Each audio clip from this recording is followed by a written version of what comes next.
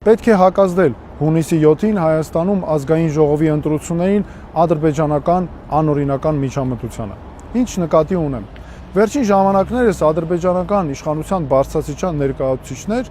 Ադրբեջանի նախագահի, Պաշտպանության նախարարության վերահսկողության ներքո գտնվող լրատվամիջոցներ հայտարարում են, որ պետք է ամեն ինչ անել, որպեսզի Հայաստանում իշխանությունը մնա այն ուժերի ձեռքում, որոնց գործունեությունը համահունչ է Ադրբեջանի ռազմավարական նպատակներին։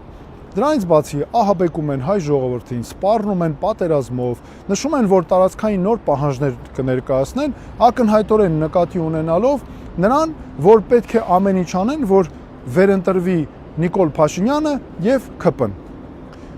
Եվ քանի որ Եվրոպական միությունը հայտարարել է, որ ունի գործիքակազմ արտաքին միջամտությունների դեմ պայքարում, մասնավորապես նաև պայքարելու է Ռուսաստանի կողմից Հայաստանի ընտրություններին միջամտության դեմ,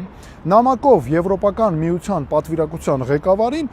երկու հարց են բարձրացրել։ Առաջին, պետք է հայտարարել, որ կա Հայաստանում Հայաստանի ընտրություններին ադրբեջանական միջամտություն,